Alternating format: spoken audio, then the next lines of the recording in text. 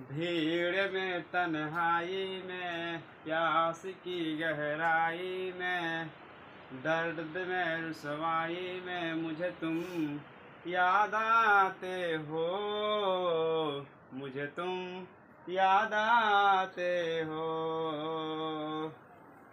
Hello दोस्तों, आप सभी का स्वागत है अपने YouTube channel MS coaching classes पर।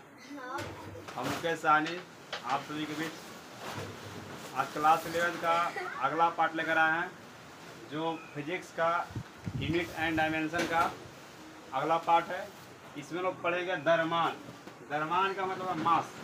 मास के देखेंगे कि इसमें एक होता है जड़त्वीय मास द्रव्यमान होता है, एक होता है गुरुत्वीय मास। इसमें द्रव्यमान जो है दोस्तों किसी वस्तु में निहित पदार्थ के जो निहित मतलब जो भी पाई जाती है वो निहित किसी वस्तु में निहित पदार्थ के परिमाण को द्रव्यमान कहा जाता है। और द्रव्यमान जो होता है कोई भी वस्तु है उसमें कुछ ना कुछ द्रव्यमान होती है, कुछ ना कुछ उसका मास होती है। तो किसी वस्तु में निहित पदार्थ के परिमाण को हम लोग द्रव्यमान कहते हैं, मास कहते हैं। द्रव्यमान का जो एसआई मात्रक होता है सभी को जानते हैं, केजी। क्या होता है दोस्तों? केजी यानी कि किलोग्राम। यह जो है पदार्थ का एक मौलिक कण है, पदार्थ का यह एक मौलिक कण है। फिर देखिए तो दोस्तों किसी वस्तु में निहित पदार्थ जो होती है उसमें पदार्थ के जो परिमाण होती है, परिमाण जो मैग्नीट्यूड होती है उसका जो हम क्या कहेंगे, हम द्रव्यमान कहते हैं। द्रव्यमान का ऐसे मात्रक होता है केजी। यह एक क्या पदार्थ की मौलिक कण है। और जो क्या होती है द्रव्यमान जो है उस किसी पदार्थ के किसी वस्तु के उस ताप पर और स्थान परिवर्तन निर्भर नहीं करते हैं। कोई भी देखते वस्तु को ले उठा लीजिए, एक ईटा ले लीजिए, उसको कहीं फेंक दीजिए या कहीं भी ले जाइए, या उसको गर्म करिए और वो ठंडा करिए, ताप दीजिएगा तो कितना ताप दीजिएगा तो उसका क्या होता है, उसका जो द्रव्यमान रहेगा वही रहता है। मान लेते हैं यहाँ से एक ईटा उधर फेंक दीजिए तो वहाँ भी क्या हो जाता है, स्थान परिवर्तन होने पर भी उसका मास वही रहता है। कोई भी व्यक्ति हो जिसका मास जो हमारे 20 केजी है वो कहीं चल जाए, चांद पर जाइए या कहीं जाइए या कोई पहाड़ पर चल जाइए तो आपका मास उतना ही रहेगी। तो इस तरह से दोस्तों क्या चाहिए, द्रव्यमान जो किसी वस्तु में निहित पदार्थ के परिमाण को हम लोग द्रव्यमान कहते हैं। ये पार्ट है, अगला पार्ट है। जो पीछे वाला पार्ट नहीं देखे हैं तो आपका YouTube channel MS coaching classes पर है, जाकर देख सकते हैं क्लास 11 का फिजिक्स यूनिट एंड डायमेंशन। जो द्रव्यमान होते किसी वस्तु के जो ताप है, टेम्परेचर हो, प्रेशर हो या स्थान को चेंज करिए, ये क्या होता है दोस्तों, ये किसी पर निर्भर नहीं करता।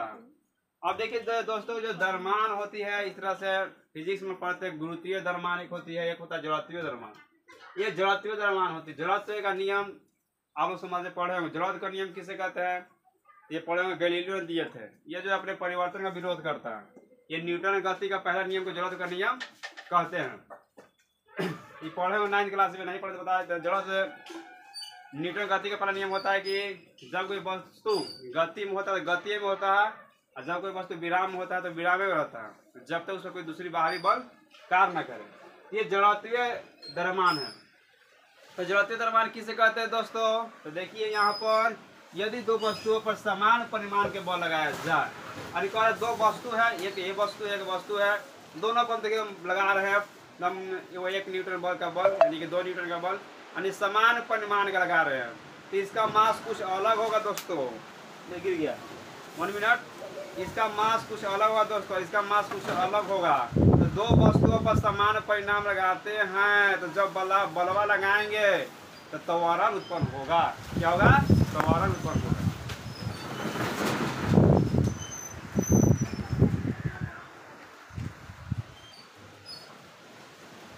सॉरी दोस्तों, हवा का मोबाइल थोड़ा सा हो गया।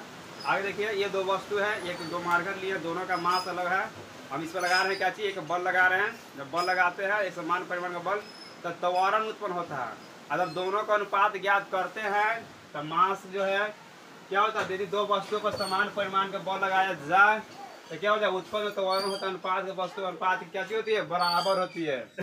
जो त्वरण उत्पन्न होता है वस्तुओं के, देखिए यहाँ पर छूट गया, वस्तुओं के द्रव्यमान लिख देंगे दोस्तों यहाँ पर और बराबर होता है तो उसे क्या कहते हैं? जड़त्वीय द्रव्यमान कहते हैं। क्या कहते हैं? जड़त्वीय द्रव्यमान कहते हैं। यानी कि देखिए दोस्तों बताते हैं एग्जाम्पल। जैसे मान लो कोई समान बल लगाते हैं तो समान ए बराबर फॉर्मूला क्या चाहिए होता है? ए बराबर फॉर्मूला होता है क्या? ए में ई बार बल समान है, ई m1 हो गया, ई m1 हो गया। अब एक और बल लेते हैं जो क्या होता है m2 और एक त्वरण m2 है। जब दूसरे दोनों का अनुपात निकालिएगा तो क्या हो जाएगा? m1 बराबर m1 into m1 m2 into a2। इस तरह से दोनों का अनुपात ज्ञात कर लेंगे दोस्तों क्या हो जाएगा? और इसकी उधर लिखा देते हो जाएगा a1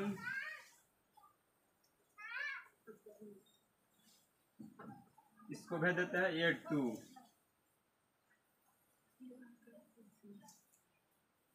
a2 बराबर लिख देते हैं हम m1 इंटू a2 बटा क्या हो जाएगा? m2। इधर क्या से गुणा में तो जाएगा दोस्तों, भागा में हो जाएगा। अब यहाँ से a2 का है, a2 को मान निकाले m1 होगा। अब यहाँ से इसको भेज दीजिए m1 को इधर तो क्या हो जाएगा? यानी कि a2 बटा a1 बराबर हो जाएगा m1 बटा m2। ये क्या होता है दोस्तों? जब समान परिमाण का बल लगाइएगा तो उसमें त्वरण का जो अनुपात होता है वही क्या होता है? जड़त्वीय द्रव्यमान होता है। ये जड़त्वीय द्रव्यमान होता है। ये कि एक और होता है गुरुत्वीय द्रव्यमान। तो गुरुत्वीय क्या होता है कि जब पृथ्वी द्वारा बल लगती है पृथ्वी द्वारा बल, तो जब पृथ्वी द्वारा बल लगती है तो जब समान बल लगेगी दो वस्तुओं पर, मान लें कि एक आम का पेड़ है एक महुआ का पेड़ है, दोनों पर जब बल लगेगी तो वस्तु अलग अलग हो गई। अब बल लगेगी समान, तो बल लगेगी समान तो क्या होगा? बल समान हो जाएगी तो मास अलग अलग होगा और दोनों का गुरुत्वीय त्वरण क्या हो जाएगा? अलग हो जाएगा। तो गुरुत्वीय त्वरण देख लेते इसका जब गुरुत्वीय त्वरण अलग ले लेते हैं तो उसमें भी क्या होता है? त्वरण वही रहेगा। तो त्वरण का जो अनुपात होगा और जो मास का अनुपात होगा वह गुरुत्वीय त्वरण गुरुत्वीय माझी द्रव्यमान कहलाता है। फिर देखिए तो ये जड़त्व के कारण होता है और जो गुरुत्व यानी कि पृथ्वी के गुरुत्वाकर्षण के कारण उसमें द्रव्यमान होती है। इस तरह से दोस्तों ये क्या था? द्रव्यमान के बारे में था। द्रव्यमान किसे कहते थे? किसी वस्तु में निहित पदार्थ के परिमाण को द्रव्यमान कहा जाता है। कोई पदार्थ हो तो उसमें निहित कुछ द्रव्यमान होती है, बिना द्रव्यमान की कोई पदार्थ नहीं होती है। द्रव्यमान का ऐसे मात्र केजी होता है, हम केजी में मापते हैं। मात्रा का पद्धति तीनों पीछे पढ़ा दिए हैं, पिछला क्लास में जाकर देख सकते हैं।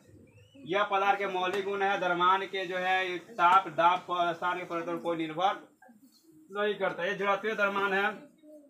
यदि दो वस्तु पर समान परिमाण के बल लगाते हैं तो जो त्वरण का अनुपात होता है वह क्या कहलाता है? जड़त्वीय द्रव्यमान कहलाता है। क्या कहलाता है? जड़त्वीय द्रव्यमान कहलाता है। और इस तरह से गुरुत्वीय द्रव्यमान होता है। एक गुरुत्वीय लिखा जाता है, गुरुत्वीय द्रव्यमान। इसमें होता है कि जब पृथ्वी द्वारा बल लगती है तो त्वरण उत्पन्न होता है। जब समान बल लग जाएगी दो वस्तुओं पर तो क्या होगा? उसमें भी गुरुत्वीय त्वरण का अनुपात। इसमें क्या चाहिए? इसमें भी त्वरण है। क्या चाहिए? सिंपल त्वरण है। वो होगा पृथ्वी द्वारा लगेगा तो गुरुत्वीय हो जाएगा। तो गुरुत्वीय त्वरण के अनुपात बराबर दोनों के जो मास हो गए, जो द्रव्यमान होगा, दोनों का अनुपात क्या कहलाएगा? गुरुत्वीय द्रव्यमान कहलाएगा। या इसको बोला जाता है भार। भार का अनुपात भी कहा जाता है। किसमें? गुरुत्वीय द्रव्यमान में। इस तरह से दोस्तों क्या जीते द्रव्यमान का क्लास था और आगे देखते हैं।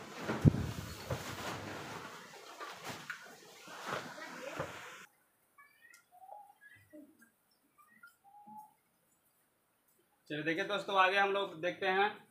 कुछ वस्तुएं लिए हैं और कुछ का द्रव्यमान है जो उपयोगी होता है, याद रखना चाहिए। ये वस्तु ब्रह्मांड है। ब्रह्मांड का जो द्रव्यमान होता है केजी में लगभग 10 के पावर 55 केजी। 10 के पावर में 55 केजी है।